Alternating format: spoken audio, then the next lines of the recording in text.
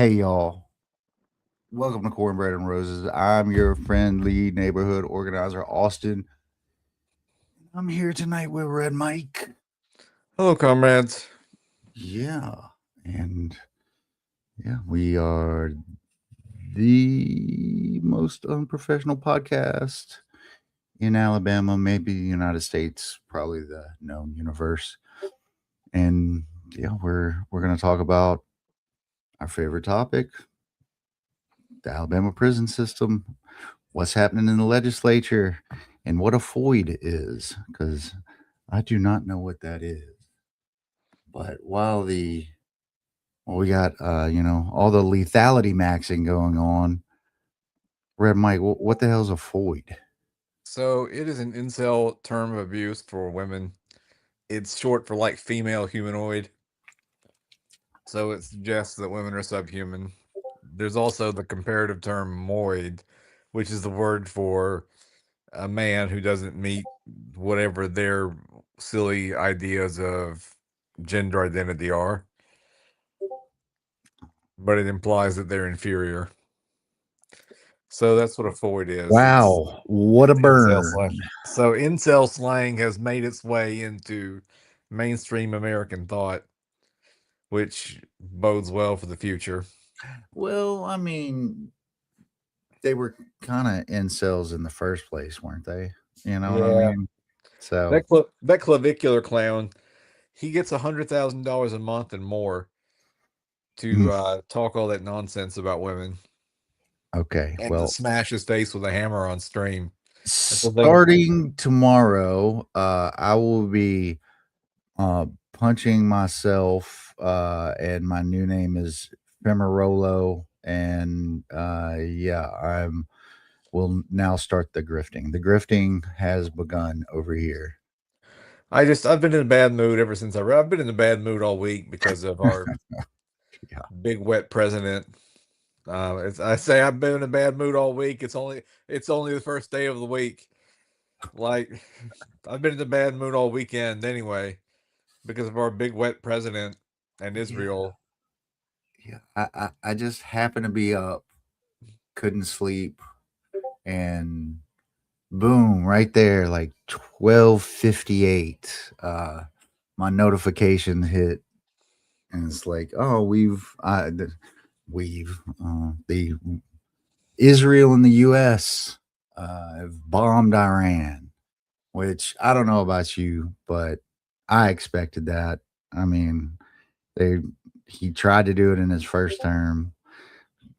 He's stuck at it, and somebody on Poly Market, oddly enough, bet on the 17% chance that was going to happen 78 minutes before it happened, and won $500,000. Well, I Uh love to do insider trading on war. yeah. Honestly, if I saw that 17% bet and had money, I would have bet on that. So damn, well, I could have had, I guess I could have put $10 on it. Would that, like, would have made 50, you know, something like that.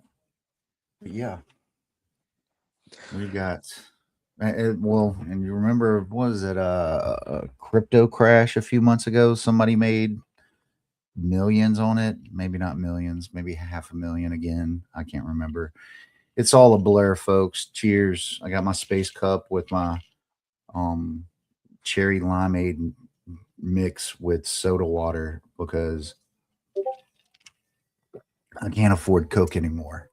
I just I don't know. I've been in a bad mood. Like it's like all the problems in the world and then like nothing I do, I'm never gonna matter as much as Nick Fuentes or this clavicular clown who smashes his face with a hammer in order to make himself look better. On one hand, like, it is kind of funny that incels are smashing themselves in the face with a hammer because it saves me from having to do it. But on the other hand, I don't know. The whole thing is Well, depressing. a fool and his money are easily parted. So fear not, fear not. He'll probably be bankrupt in a few years. That's the thing is like all these grifters and stuff, they're all in their prime, but like, um, they probably don't know how to do taxes or hire somebody to do taxes. So like, they'll be in, 20 years if there still is a tax system, um, they'll be in a world of hurt. So cheers. Cheers to them. I guess. I don't know. And then reading about climate change and everything. Like I don't know. I fell into You're the doom doom scroll mode. scrolling, bro. I'm doom scrolling. I'm black pilled over here. Well, you ain't the only one. Apparently, TikTok. One of my kids asked me this morning, "Is World War III starting?" It's like, interesting question, kiddo. Where did you hear that? Oh, people are freaking out on TikTok. It'll do until World War III comes. It's bad enough without being World War III. I just, I read about these little girls in the school that got bombed, and I'm just like, ugh, jeez. Yeah, I've doom scrolled myself into a bad mood. what we need to make like a social media site that's like just only good vibes. You know what I'm saying? Like call it Hope Scroll or something. I don't know. Something to hit the endo. What is it? What's the good stuff? Uh oh, I don't know because my brain doesn't produce it, and I have to take it in a pill form. Um, endorphins. Endorphins. Thank you. What is it in Brave New World? Same shit. But yeah, It's the soma, the fictional drug Soma. There we go. that produces euphoric happiness. Yeah. Let's I'll take my Soma after this podcast. I don't Yeah. know about euphoric happiness, but No, I don't feel euphoric. I never feel euphoric happiness. I just feel not so bad. yeah. So good enough to be productive member of capitalist society. I'm still in pain, just less pain. Right. I can get out of bed and write my silly code and do my silly job and all the other commitments that I have for some reason that aren't changing the world for the better. Oh, stop that. Stop that. It's Telling you, I'm in a mood. I'm almost always in a cheerful mood, but I'm in a well, bad mood you're tonight. you're allowed to not be in a cheerful mood, my man. You're allowed. But we're maybe by the end of this show you'll be in a better mood. Maybe so. Maybe my winning personality will have you know made you smile at some point. Maybe so. All right. All right. All right. Let's, we're skipping the regular segments. History didn't happen. There's no conspiracies and nothing is funny. So, with that being said, where are we going to start? Head news director. That's a good question. Joey said you missed the meeting. That's why you're sad. I did miss the meeting. That's why I'm sad. Yeah, no, I know. I'm terrible. I got caught up in this other thing, and it was supposed to end by 5, and it didn't. So I missed the Green Party meeting, and I couldn't get out of there. Just bizarre social obligation that I have. So anyway, yeah. What are we starting with today? We can start with what passed in the Alabama legislature. I'm a good news first kind of a guy.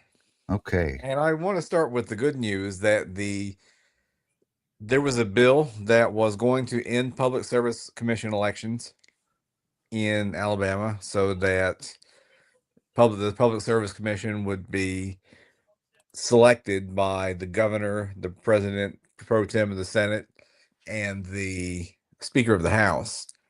And that bill has been declared dead by the Senate pro tem. It couldn't get enough votes in the Senate. So they're not going to pass it this year. They may try again next year. In fact, they're likely to try again next year. And this is our man from Coleman, Garland Gudger. Garland Gudger. I mean, that's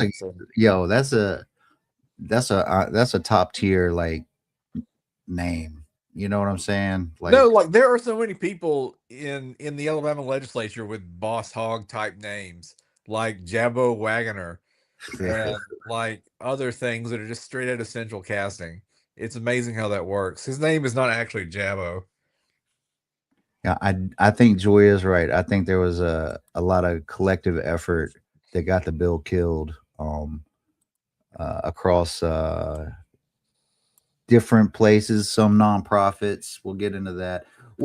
So this bill would have gotten rid of pretty much in 2028 would have gotten rid of the president of the, which is so weird that like you vote for the president of the Public Service Commission instead of just their three members, right?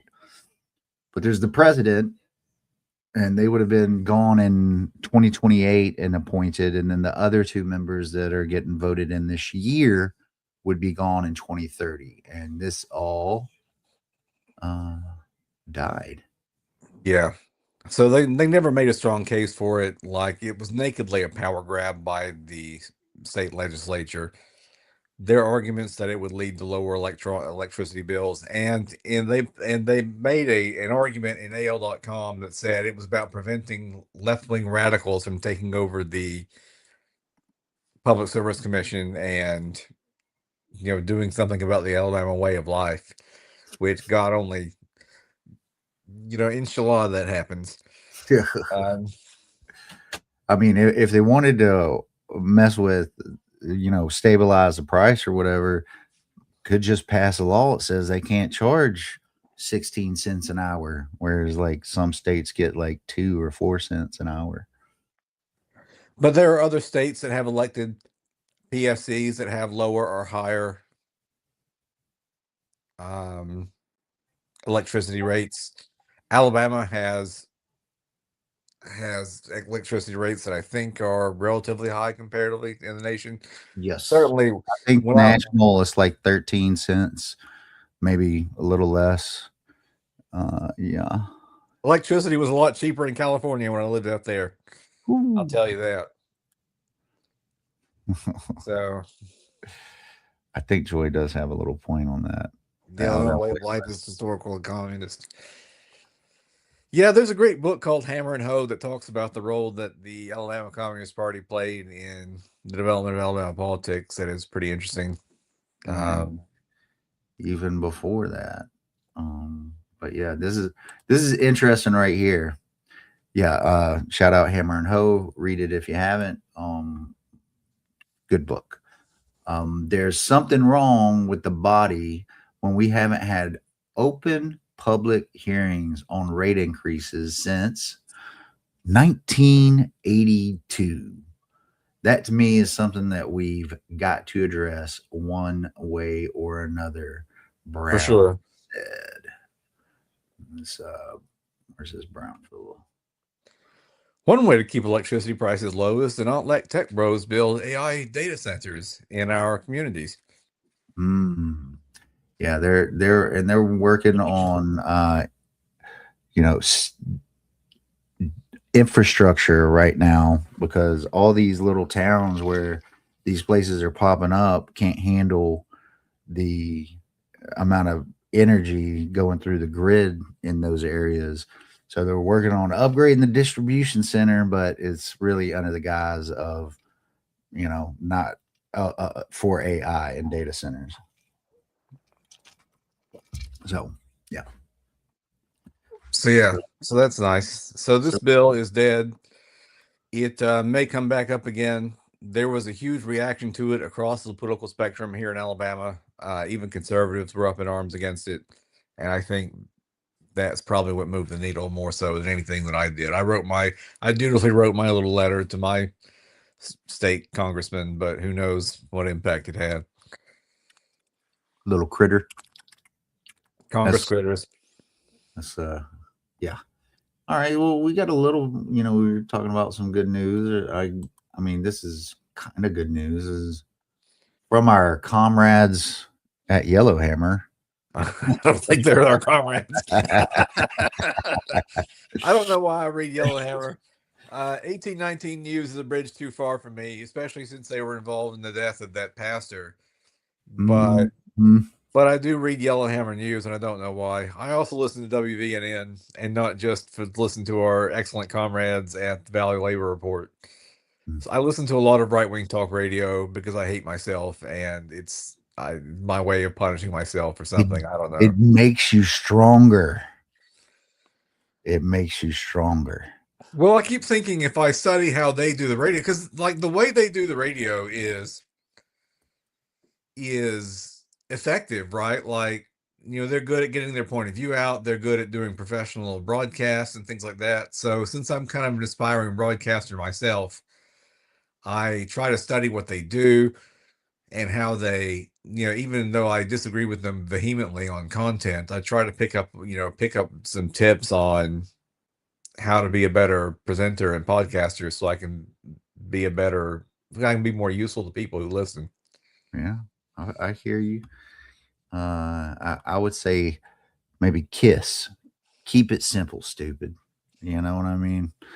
Like, uh, don't use the word Burjosi, Burgos, Burgos. What does that word mean? Bur, Bur, Burjosi, bourgeoisie. The bourgeoisie? Yeah, there we go. Don't say that. Uh, Oh yeah, no, that's like the hardest part of being a Marxist is having to say like all the words like bourgeoisie and proletariat. coup Uh, d'etat. you know, But we got these folks.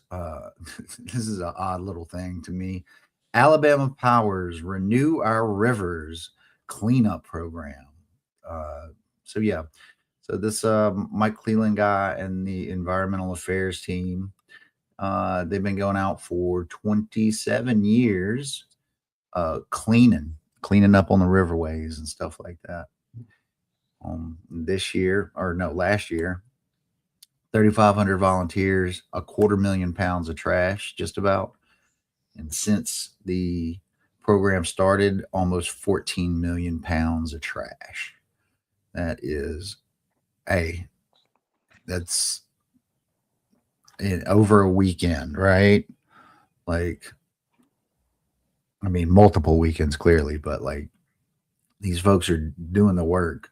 That looks fun, dude. It doesn't look too bad. You got your little helping hand right there, and branded bags, branded trash bags.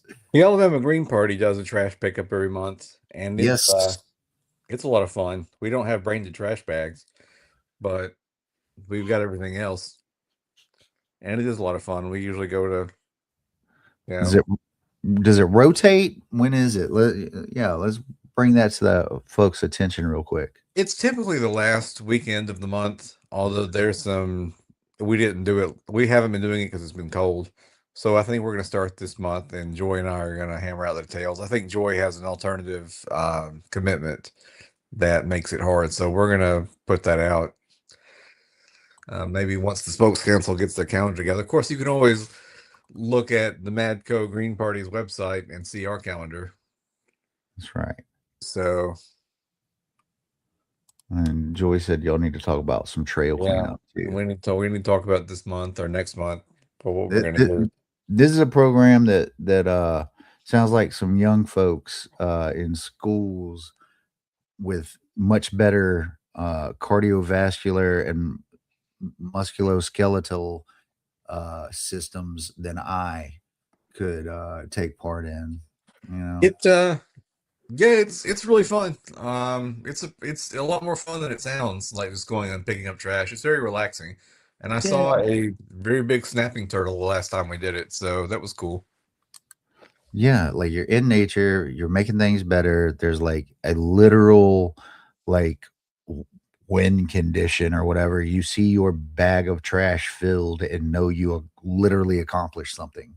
A literal Wind condition, Mm. litter, oh, litter, get it? See what I did there? Ah, Haha. nailed it.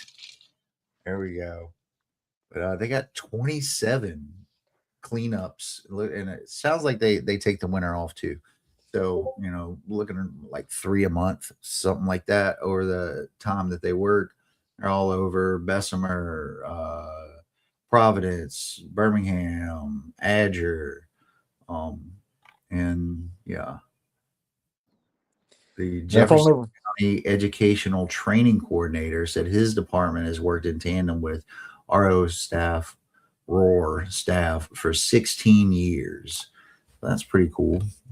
So, the Educational Training Center in Jefferson County has folks that come and volunteer. Somebody stole my idea about getting with younger folks. Oh, look, they got boat associations, homeowner associations, civic organizations, Boy Scouts and Girl Scouts. You know what though? They should be getting with y'all. They should be like helping y'all, since y'all are already doing this stuff around here. At least y'all should have a damn article. So all right. We should get some attention to the Green Party. that's right. That's right. Let's get with your uh media communications director that clearly exists and has a full-time job. I think that's Joy. Joy's our communicator. Okay, that's fair. That is true. Joy.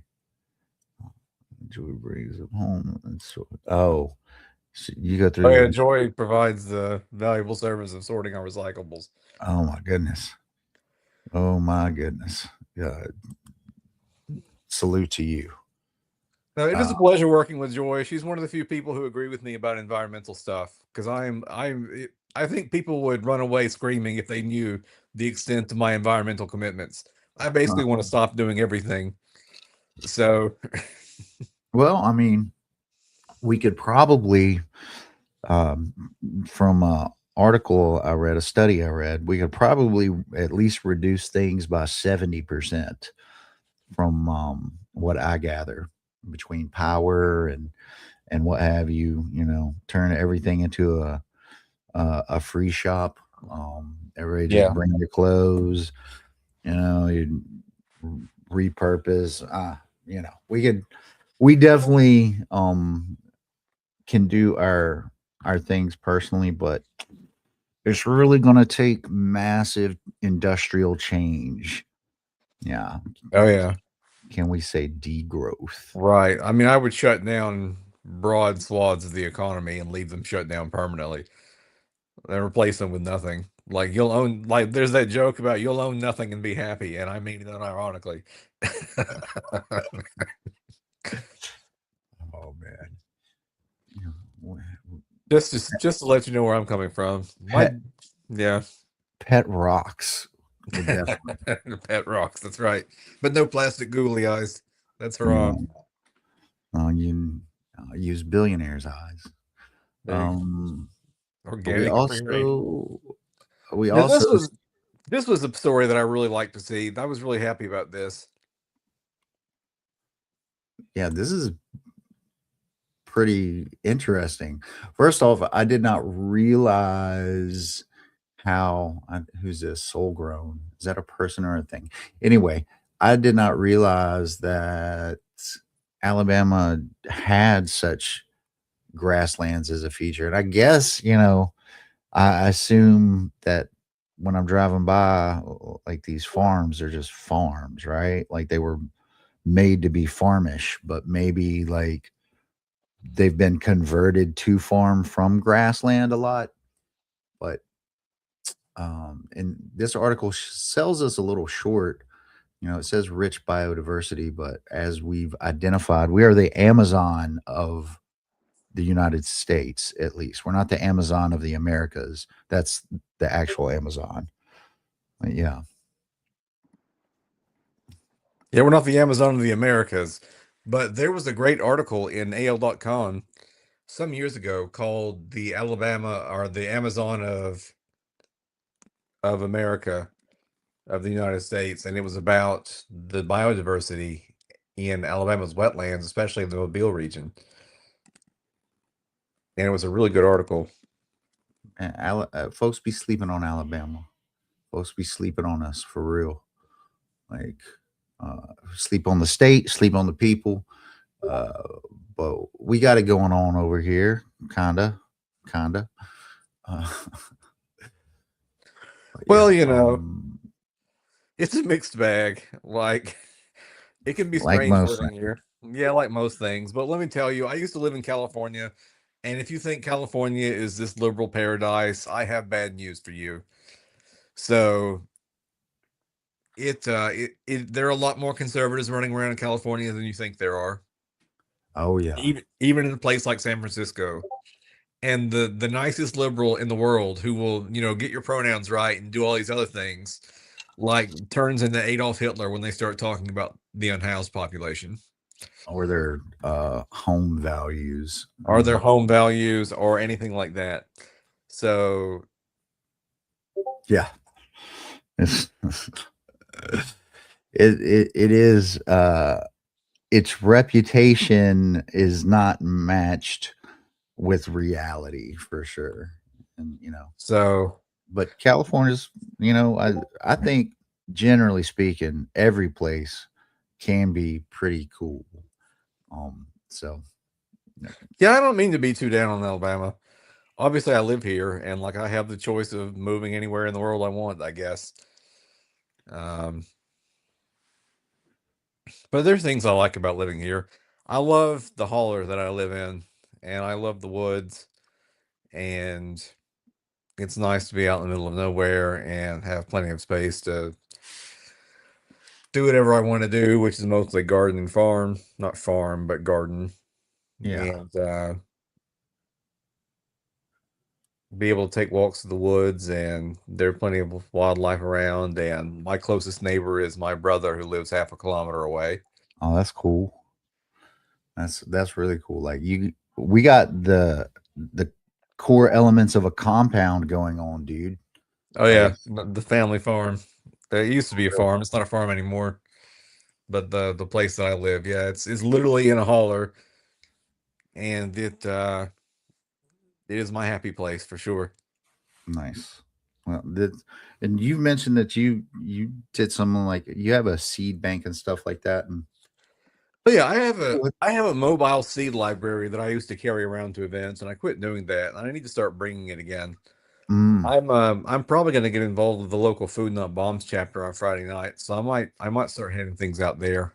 And there are plans in the works for a free store in Huntsville, Alabama, so that would be a good place for that. We'll see what happens there. Like, no promises yet, but just stuff is in motion. that's right. We're gonna do all the things. But the prairie ecosystem provide habitat for pollinators, migratory species, and game animals such as bobwhite quail, white-tailed deer, and wild turkey. Many plant species found in Alabama's prairie remnants are regionally unique and adapted specifically to local soil and climate conditions. And they have got a little $800,000 grant over the next couple years and are trying to collect. And they got to go on private property. It looks like some of this, but 200 native seeds by 2027. Where the hell is Austin? Is that supposed to be pay P? I always wondered this. I'm about to find out. Where is Austin Pay State University? I've never Um, heard of it either. oh, I've heard of it. I just always wondered where the hell it was. Oh, Clark, Clarksville, Tennessee. There we go. there you go. Okay. All right. So Wikipedia says it's pronounced P, Austin P. Okay. Austin P. It is. Uh, I've done that. I was doing that before the show, as a matter of fact. Um, Well, there you go. yeah. But there's a process to this, and you got to like collect a seed at the right time. How do you get all your seeds? I ordered them from a a company that does heirloom seeds.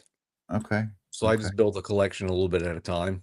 Did they have it by state, region, By or region, okay? region and garden zone. So we're 8A up here. Yeah. And so I chose seeds that I thought, were like, oh, these are, local plants and lots of native stuff and some fruits and vegetables. So yeah. Yeah. This is an interesting little thing. Alabama Soil and Water Conservation Committee. Can you believe we have that? Uh, there's a little Alabama Black Belt Prairie Initiative with 17 million in funding. That'd be a good gig for folks out there. Yeah, that'd be fun. That'd And be good there's work. support for now from the Department of Agriculture. And yeah, so and there's other organizations taking part in this Native Habitat Project. I need to check out some of this stuff because I want to put some flowers in my front yard, and maybe one of the things I try to get in schools, if elected, is pollinator gardens or gardens in general. Because I've been staring at this greenhouse the last uh, out back of the school up here for the last several years, and even offered to help fix it. Uh, and it's just been in disrepair. It makes me sad when I drive by it whenever I'm picking the kids up. But also the Alabama Wildlife Federation, the Alabama Forest Land Trust as well. So, so That that's is our really good news. I was really happy to read about this, and yeah. Joy says, a city council person actually sat and talked to me about pollinator gardens downtown, about the flowers for her to plant in her yard. There we go. That's making inroads. I always wondered why, there ain't no trees in the medians on all these roads we got around here. There ain't no flowers. It's just some, hey, I love grass, but like, I think we could do better. Like, why, you know what I mean? Like, okay, maybe the trees are a safety issue and you need guardrails there, but I think flowers, why aren't we doing flowers or potatoes, man? What if you could just go out in the median of a highway and just grab you up some potatoes? Some potatoes from a potato sack or something. Yeah. Interesting. No, I have an interest in food forests and things like that, and that's something that I'm trying to work on as well. Like mom and I are working on that sort of thing and doing native plants and that sort of thing. So We're gonna get there, bro. We're yeah, I guess. Yeah, we will. I refuse to accept any other um outcome. No. Joy says they're planning on making that church street that runs through Big Spring uh into a boulevard with trees in the median. I As would love long to as see it that road closed to traffic.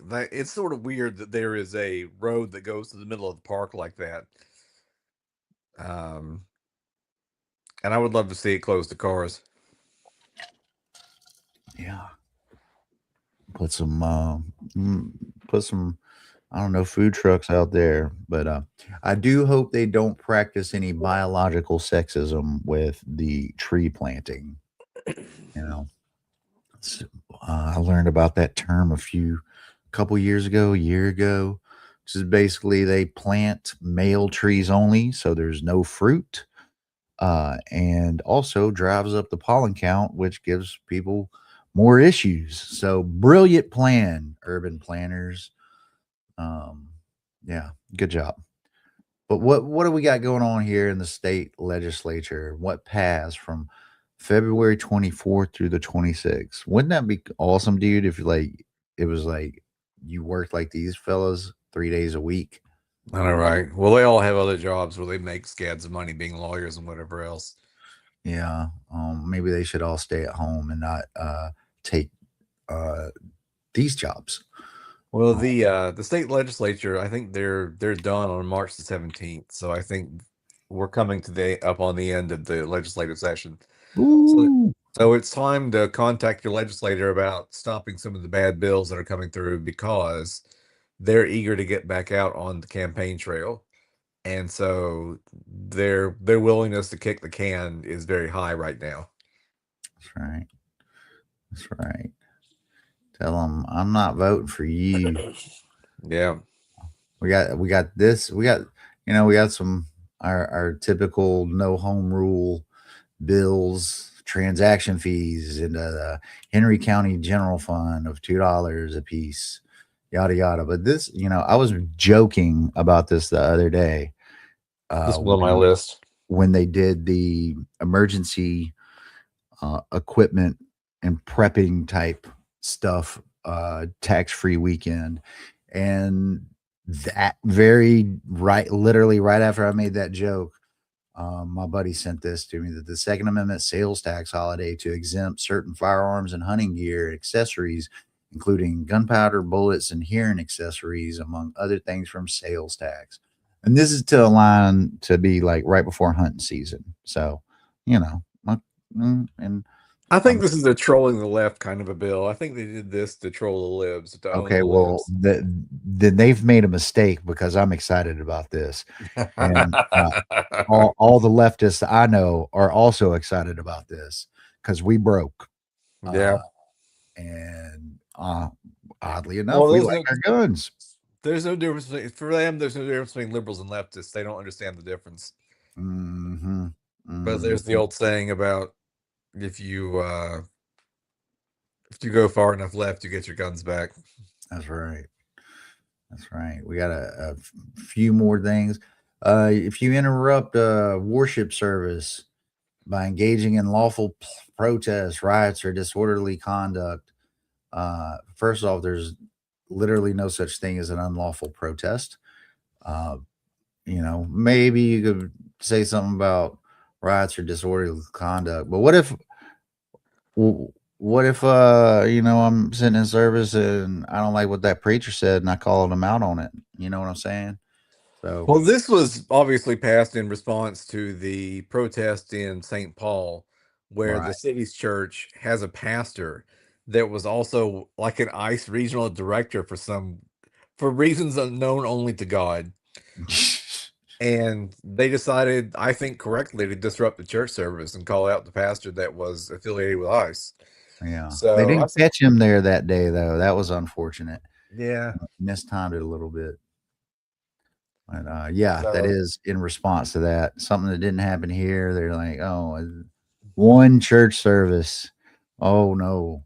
so they're Um, going to make it illegal. th- So, this, yeah, this one's a little weird too.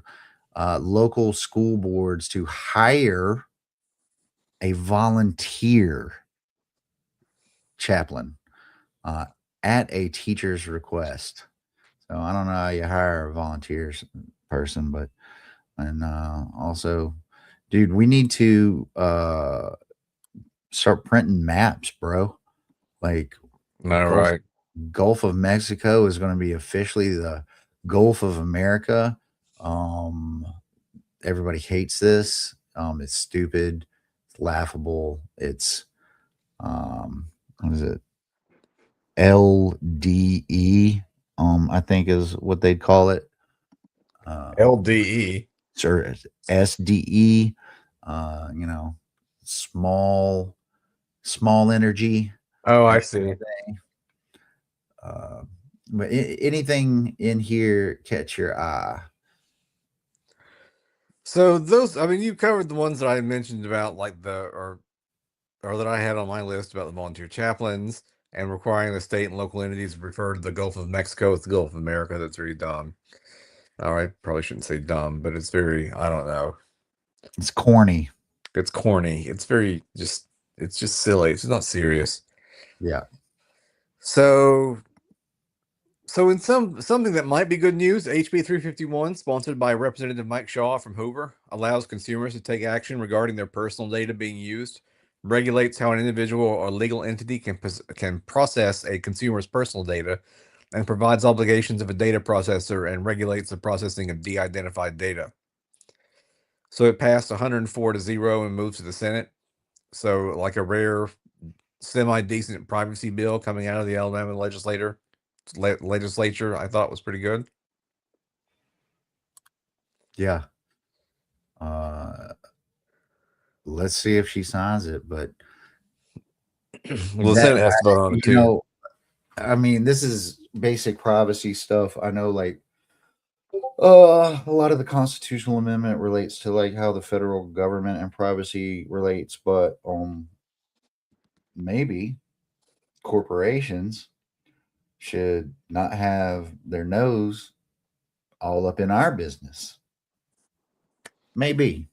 And then selling our business Yeah. here, here, and everywhere. Where's my cut? Huh? Well, I if you're not paying for a service, then you're the product. If you're using some online site that doesn't cost you anything to use, it means that you and your data are the product being sold. that's right. So just something to keep in mind when you're surfing the interwebs. That is right. Um, there's this one sound good too. Amending the code to update parole considerations. Chris England, HB 86, to include an inmate's employment status and education gained while incarcerated. It is amazing that they don't do that in the first place. But why are we amazed at this point? They don't even have hot water in some Yeah, places. Tutwiler went weeks without hot water. Hmm. There's a bill about that too that I was going to talk about here in a minute. But yeah, Chris England has been on a real tear when it comes to prison and death penalty related bills.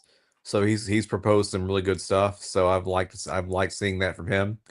So shout out to Chris England for doing the good work and trying to make things happen. This particular bill passed 78 to 22. Even Republicans have been scandalized by the Board of Pardons and Paroles not issuing paroles to anybody.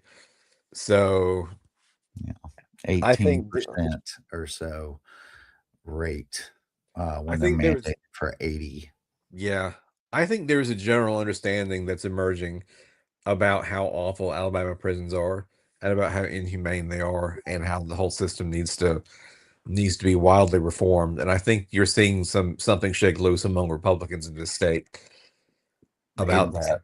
yeah, and we'll get to some of that here in a minute, but I definitely think that part of that is that documentary that came out. I think that's really, really moved the needle on some of this stuff. You know what I mean? Yeah. So when we're thinking about like culture and stuff, uh, get involved, create something. It does help, and it does. This is another one right here. Anthony Daniels, House Minority Leader, HB 361 out of Huntsville. He actually had a kidney. His wife donated a kidney to him, if I recall correctly. That is correct. So, and of course, with that, they immediately faced what appears to be they immediately faced discrimination, trying to find health insurance and life insurance and whatever. So, yeah, this prevents discrimination against organ owners trying to obtain life, disability, and long care insurance, and requires state and local governments to give organ or bone marrow donors paid leave, and gives a tax credit to private employers who give paid leave to organ donors. So this is clearly, you like, why you, the typical person, right? Like, you're trying to live life and do whatever, and like it's not a problem till it's a problem, right? So understand, it's just, once again, it's like, why wasn't this already a thing? But now it is. Yeah, it had to affect some lawmaker personally. Yeah. Yeah. Because I wonder, I mean, was there some folks that went through this already that mentioned this at some point in time? You know what I mean? Uh-huh. So, yeah, there's a little medical graduate programs to the Alabama GI Independence Educational Benefit Act. Never heard of this, and I'm a veteran in the state. So that's curious. But what else we got going on? So there are a couple of bills from the Senate that I thought were interesting. One is SB 222, sponsored by Senator Gerald Allen from Cottondale, which prohibits oversized vehicles from operating with automated driving systems. Passed 33-0 and goes to the House. I am not a fan of the self-driving cars. I think they should be banned altogether. So I'm glad I got out of San Francisco before the Waymos took over the streets, because I'd go to prison for vandalizing one. All you got to do is put a little traffic cone on top of them, and that stops them cold in their tracks. So I was happy to see this. Hopefully they'll and I'm sure that's motivated by, like, the number one job in Alabama is trucking. I think it employs more people than others. So it's definitely up there. Yeah, like, yo, this is all this like AI robots, like you being expendable and replaceable and nothing to them except soylent. right. So this bill is about stopping workers from being replaced by clankers, which I'm happy to see. I am as well. So the next bill underneath it, sponsored by SB 240, sponsored by Senator Will Barfoot from Pike Road, would allow participants to virtually participate in parole hearings through phone, video conference, or something similar. So the bill passed 33-0 and goes to the House. Again, like, they're not currently allowed to participate through phone or video conference. They either have to be there in person or not at all. And a lot of times they're not permitted to be there. Or they're late because the jail ain't getting them there on time and all. But here we are in 2026. I remember, I swear to God, I used Skype video calls like in 2005, 2006. So here we are 20 years later. And yeah, again, a thing that it shouldn't even have been required for this to pass. If you're on the whatever, you could have just wrote a policy already and been like, yeah, they can just call in. You know what I mean? Absolutely. So, like, they should be able to be present at their parole hearing, which they currently are not necessarily allowed to be there. So,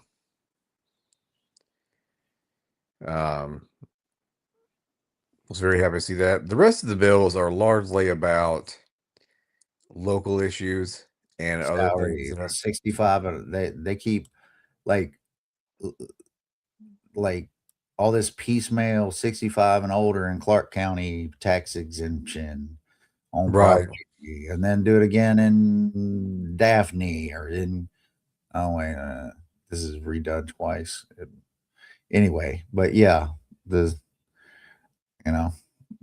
I guess some counties are not wanting to do it, I guess, is the vibe off that. So how do you feel about this? HB 78, sponsored by Representative Gina Ross from Gunnersville, sets screen time limits for children under 5 years old in publicly funded early childhood settings. So I think it limits them to like 30 minutes of screen time if they're 3 or under, and then like a little bit more if they're a little bit older. So I'm for that, to be honest. Where are you? Oh my God, how many I'm bills? way down They the bottom. really yeah, there we go. They really put a lot of bills through these past 3 days, or last week 3 days. Yeah, but like I said, a lot of them have been like just the lack of home rule type bills, where it's like you're saying the piecemeal 65 and older exempt from property tax in this county and that county, and other things that are not controversial, or kind of whatever. Like Sam Gavan made a law or got a bill passed that says that campaign funds can be spent on security. So, like, whatever.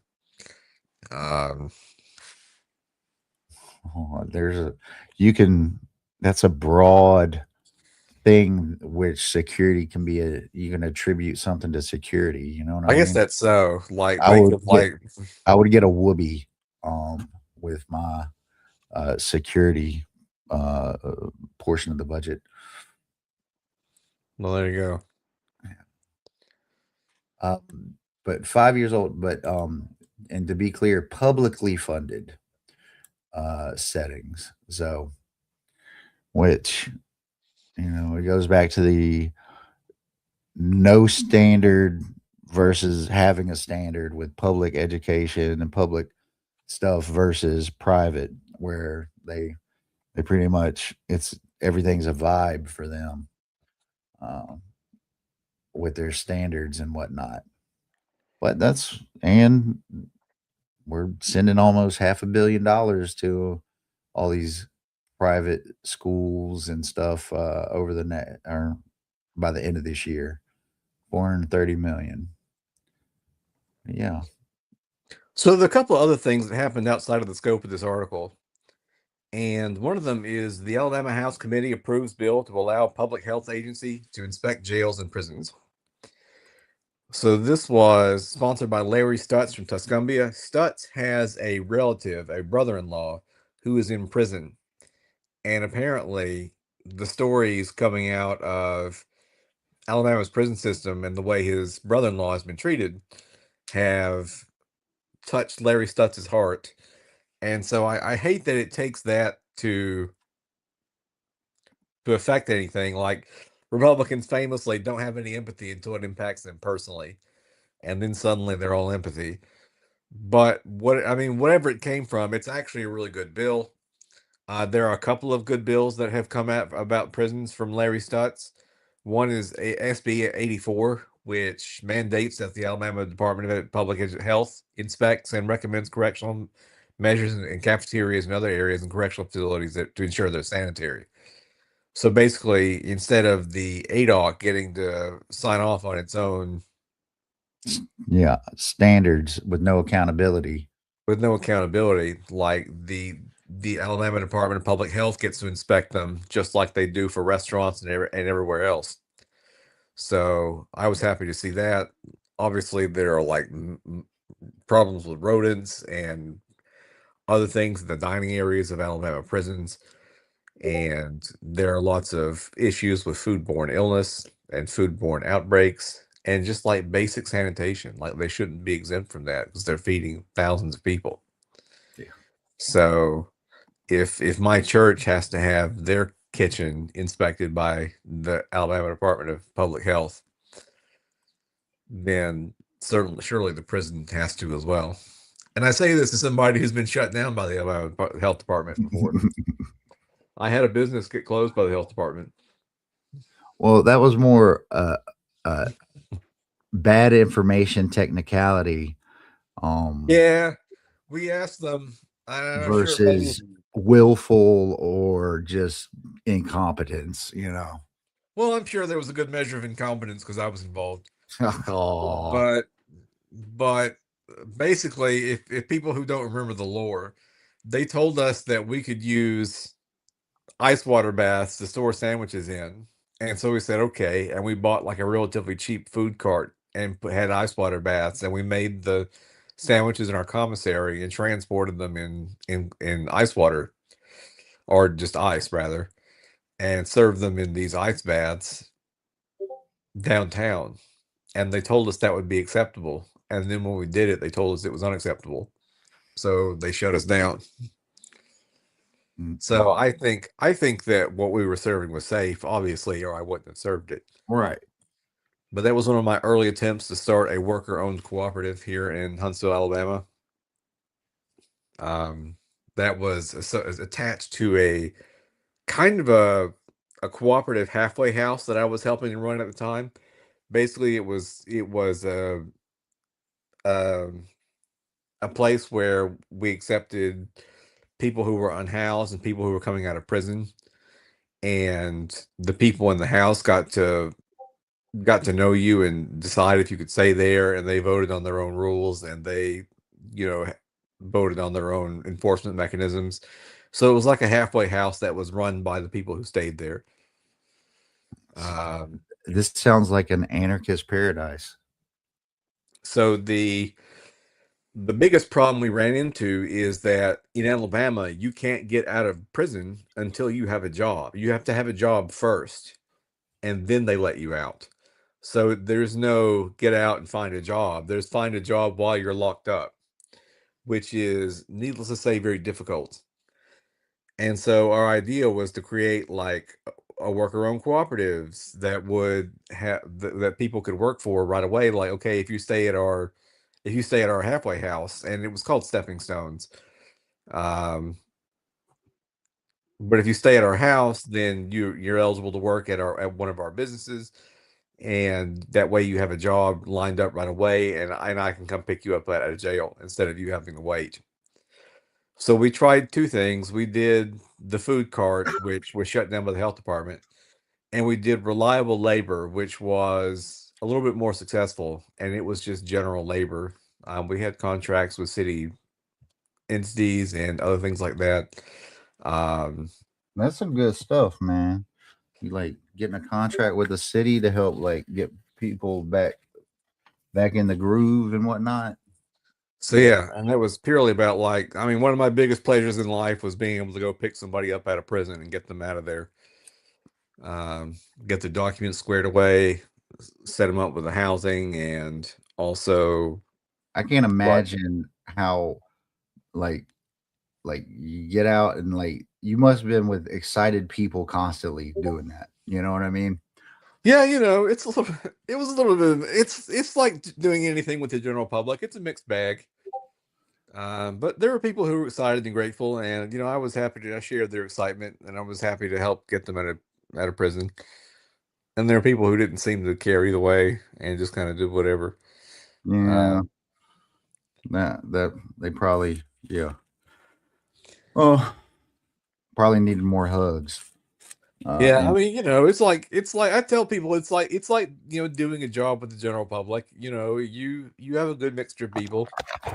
Um, some number of the people you encounter are just not able to be conventionally polite for various reasons, and that's just part of the job.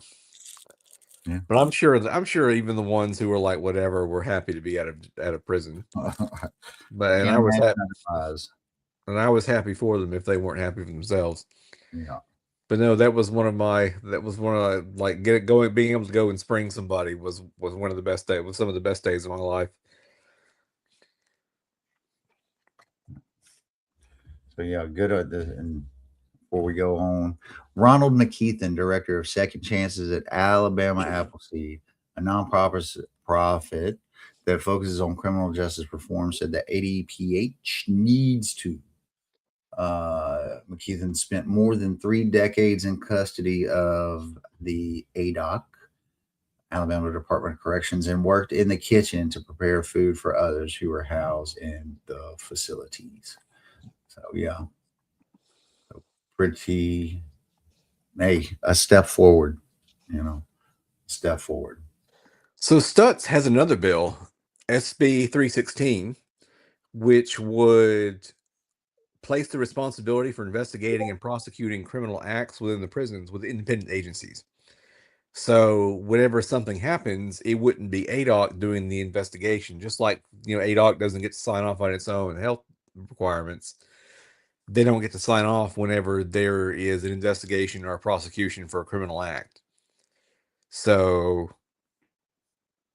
so again, this is born of Stutt's brother-in-law being in prison and him finding out through that how bad the Alabama prison system is. So basically, if there's violent crimes against prisoners and things like that, it would no longer be ADOC investigating themselves. The State Bureau of Investigations would handle it. And so, Again, why wasn't this already happening, folks? But this is right. good. We're all learning here and learning how all these little the intricacies of all these mechanisms and bureaucracies that we have to sort out. So it also creates a prison oversight coordinator position, giving a single person the authority to enter any prison at any time and collect publicly available information and document processes and conditions. I'm curious why I'm so we know that like federal legislators are allowed or supposed to be right allowed that. I wonder if that's true and why they didn't for the state and why they didn't why he didn't include that for like legislators. You know what I'm saying? Yeah, I But don't know. hey, That's a good question. at least one person that I mean that should be plenty of people, right? One should be Right. And again, like I hate that it had to happen to him personally before, or to a family member of his personally before he gave a damn. But I'm glad that he finally woke up. And I think, like I said, I think something is shaking loose in Alabama's prisons. They're by far, I mean, to me, one of the most scandalous aspects of the state is our prison system. And I think people have known that and have been scared to touch it. It's been a third rail. Like you have people who are in charge who know how bad things are versus the average uninformed MAGA chud who just like lock them all up and punish them forever. Um, and having to Right. deal with that. But you're finally starting to see a lot of pushback, a lot of information coming out from prison activists themselves. So this is prisoners doing the work and former prisoners doing the work. Right. So and like getting the story out there, and I think there's a building support for doing something about Alabama's horrific prison system, and I've been happy to see that over the past couple of years. Yeah. I was trying to look uh if the strike was still going on. That started February 8th, I believe. But I have not seen any new information on that. I haven't either. So obviously they're not going to report on that sort of thing very heavily. Yeah. But I haven't, and I also haven't heard much from the Free Alabama folks. Free Alabama folks. But yeah. And again, we see the Appleseed folks uh, group, which has a sterling reputation. This is from Josh Moon for advocating that we simply treat people, all people, with decency and respect. Mm. Some people find that to be a foreign concept. Yeah, like I Jesus don't, didn't know. I know, right? See, I don't know what part of like subjecting people to brutal, inhumane conditions is supposed to make them into better people. I don't understand that at all. But it's not about that. It's about heaping punishment. It's about othering people and then heaping punishment on them. And of course, in Alabama, it's about race as well, because who were the Mhm. predominant people who were locked up? So, Yeah. so there's a lot of things going on there. And we did see earlier this year a bill to get voting rights. I don't think you should lose your voting right if you go to jail. Like, you know what I mean? That's Yeah, and Joy says it's about cheap labor, and absolutely, that's part of it for sure. absolutely. Which they use to drive down, the bosses use to drive down the wages of other folks as well. So that's another thing. They should have a union. They should have the same wages as the rest of the folks out there. Absolutely right. If there's, I mean, capitalism depends on exploitation. And if there's a group of people being exploited anywhere, if there's an underclass, they're going to use that underclass in order to minimize your own wages. So if you just can't bring yourself to care about other people, at least care about yourself. If there's a group of people they're allowed to pay 13 cents an hour to, that's going to make it harder for you to make a living wage. Yeah. And you could end up in prison pretty easily, in my opinion. All you got to do is have like one bad day of driving and you accidentally hurt somebody, you could end up there. You know what I mean? So, like, don't, you ain't Dale Earnhardt. Uh, Well, and the mindset of legislators is like punishment is the only tool in the toolbox. Whenever you want to discourage particular behavior or encourage other behaviors, the only thing they know how to do is swing a stick. It's just like schools. The principal solves every problem by finding somebody to punish. And so, like, it's only a matter of time before that punishment comes down on you. And especially if you're involved in anything about organizing alternatives or doing protests and things like that, it's very easy to get yourself mixed up in the Alabama Department of Corrections. Like now, if you protest a church, it's going to be a crime. So, Yeah. Mm-mm-mm-mm. But yeah, this was an article that went into Stutz's brother-in-law. yeah, I knew a little bit of that story. His brother-in-law is locked up, and apparently through his brother-in-law's experiences, he's discovered the horrors of the Alabama prison system. Thomas Alvin Verner III, sentenced to 12 years, pleading guilty to one count of sexual abuse of a child less than 12 years old. I wonder if he opposed the death sentence for folks in this category. I don't know. But yeah. So, ooh. But this oversight board that's being created, which is, look at this: lawmakers, doctors, mental health professionals, formerly incarcerated people, family members of currently incarcerated people, and law enforcement to review cases, address problems, and tackle lingering issues. I think that's pretty cool. I think So all in all, yeah, all in all, it's pretty good there. Yeah. And then, as we said, investigations now go to the State Bureau of Investigations instead of by ADOC. So there's no more of this nonsense where a prisoner falls out of bed and lands on a knife over and over again, and dies of natural causes. To point out a few things, if you haven't read her stuff, I highly recommend Beth Shelburne. She reported that 57 million in legal fees, and they use AI. These lawyers. Oh yeah, they got busted. So there was somebody defending ADOC who got busted using AI because AI hallucinated some case law and said, "Oh, in the case of something versus something, this was the holding," and that case law did not exist.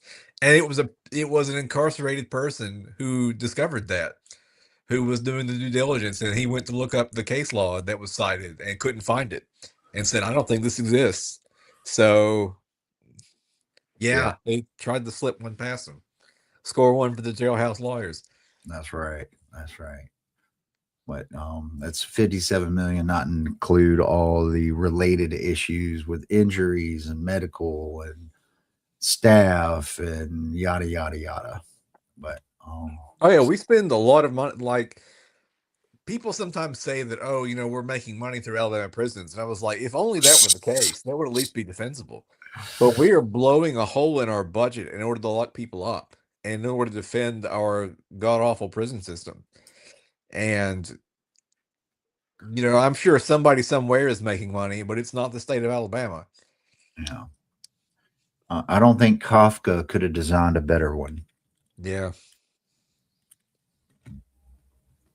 But yeah, so there's one little thing that I wanted to bring up. Happened around here. There's some folks that spoke about this the other day at City Council in Huntsville. FBI eyes a more federal agency in Madison County to address, quote, labor concerns. I do not see why any of these agencies have labor concerns. But yeah, so they went in this neighborhood up around the Bermuda Lakes neighborhood around 7:30, 10 different agencies executing warrants for labor concerns. Doesn't Since say when? what. Yeah. So first of all, like I have some questions about this. First of all, since when does ICE care about labor concerns? Secondly, what are they doing sniffing around residential areas if they're worried about labor issues? Like Yeah, it's they not should like be they're should yeah. be checking out rich folks' bank accounts and all the uh tax issues they have and wage theft and all this other stuff. They worried about somebody you know that scooping them up, a taxpayer, an honest taxpayer who's just trying to provide a little bit and live a life. I think I read somewhere once that 2/3 of undocumented immigrants pay taxes. It's probably all of them on a level So pay so taxes. pay income taxes. I'm talking about Oh filing yes, income tax returns. yes, Now, they do. when it comes to sales taxes and property taxes, if they pay rent, they're paying property taxes. Gas tag. If they buy something, they're paying sales taxes. So 100% everybody pays those taxes, which is why I'm in favor of allowing undocumented immigrants to vote, right? Because no taxation without representation. Oh, that So sounds familiar. Where? Who said that? I think I heard that somewhere before. I can't remember where.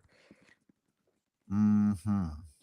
So if you're paying federal income taxes, and especially like if you're paying all your local taxes, and they are, they should definitely have the right to vote in local elections.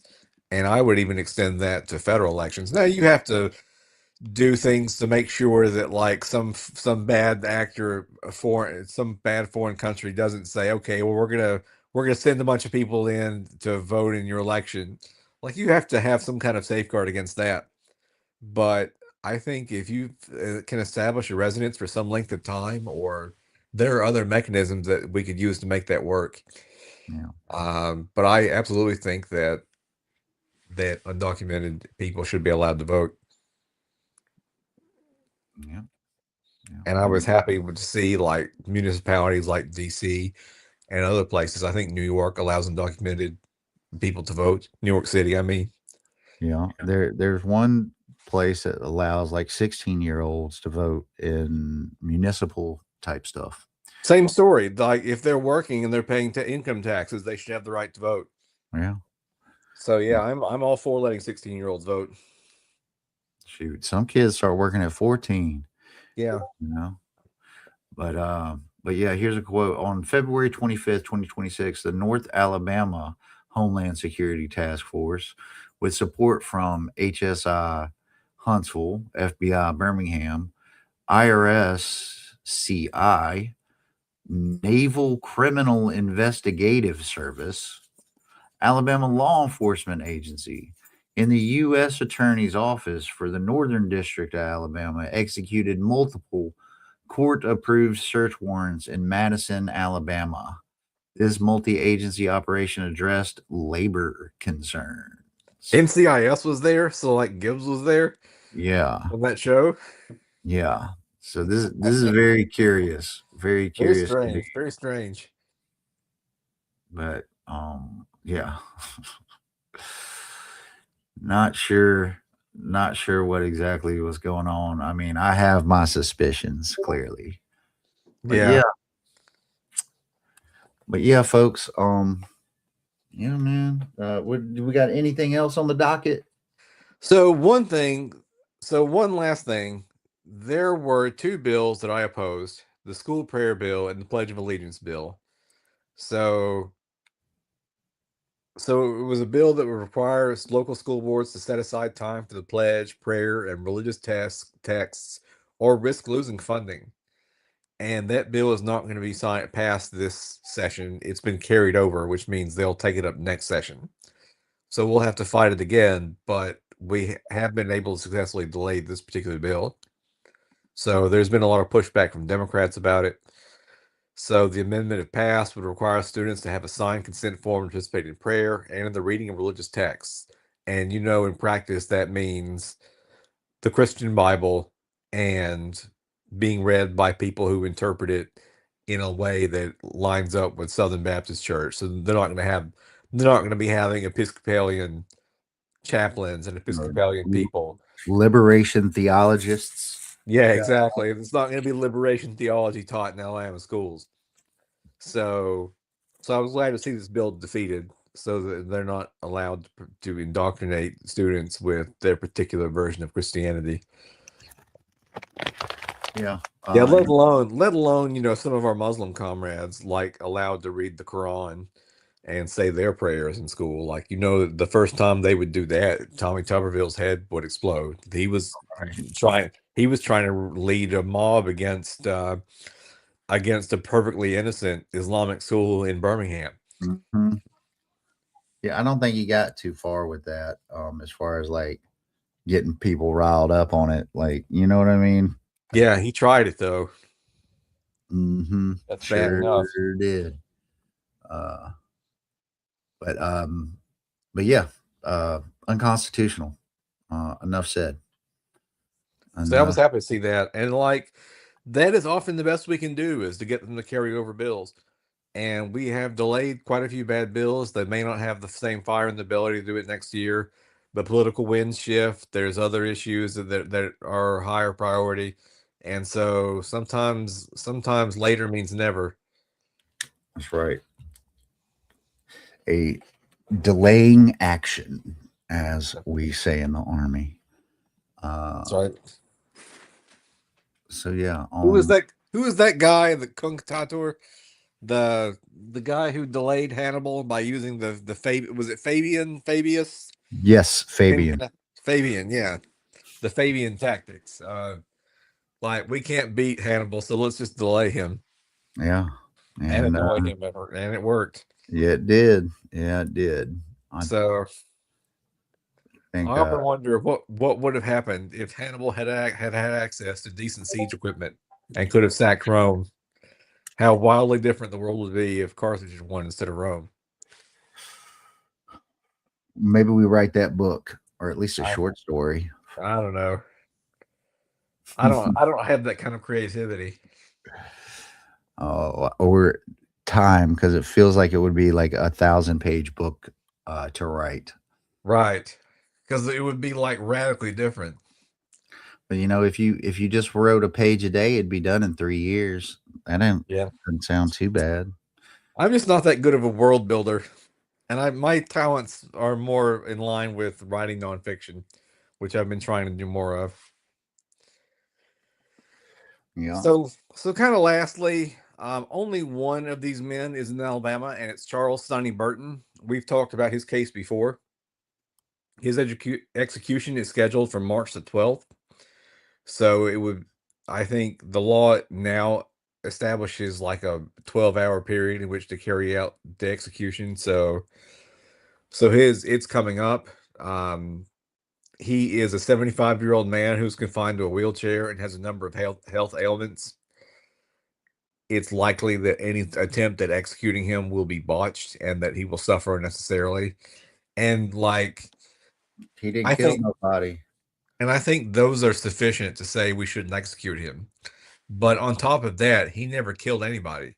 He was a participant in a robbery where someone was killed by someone else.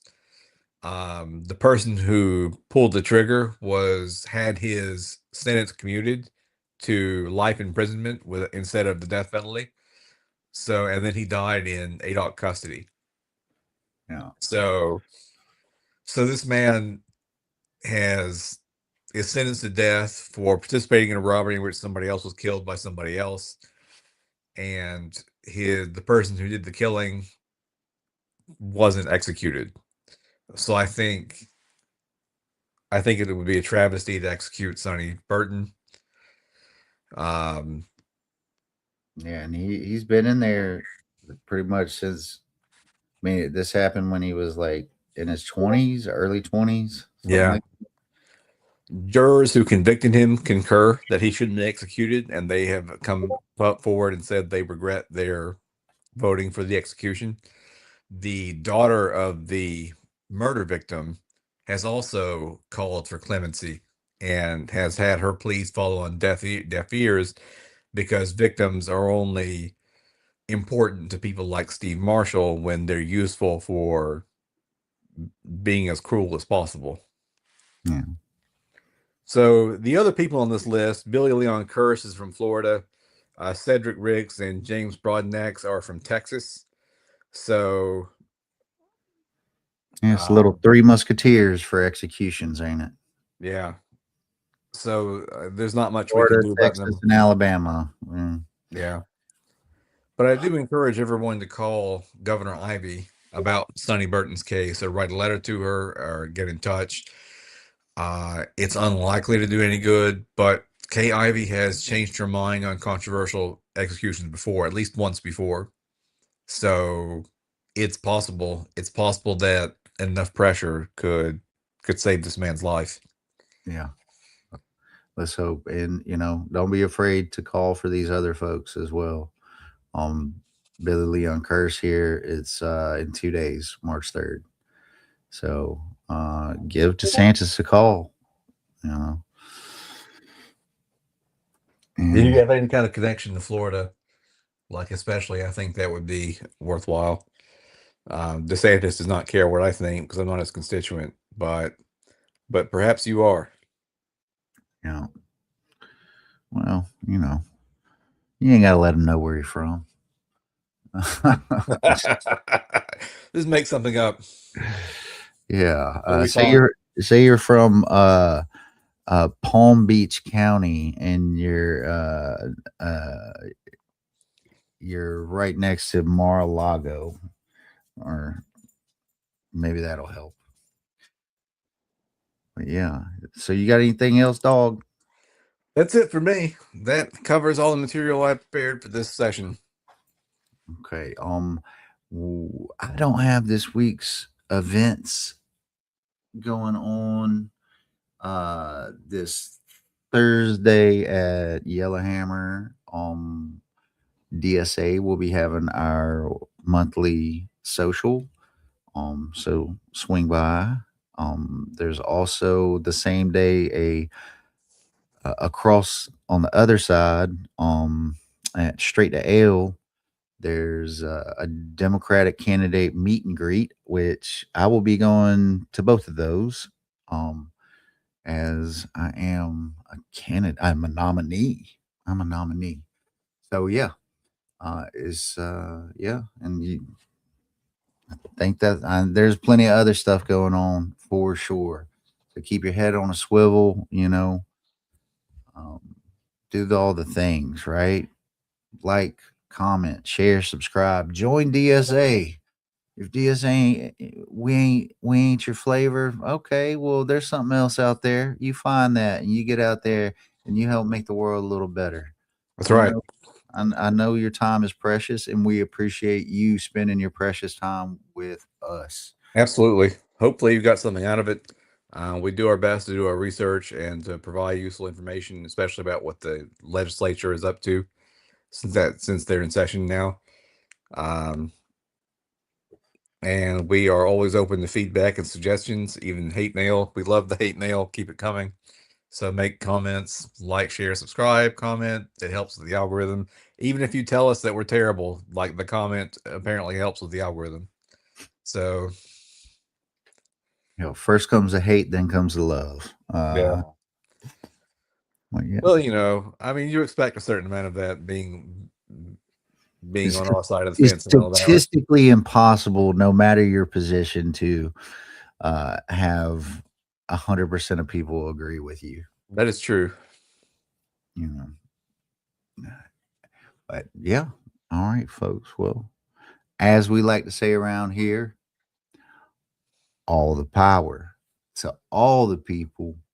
We the people break our chains together. Solidarity forever, folks. Solidarity forever.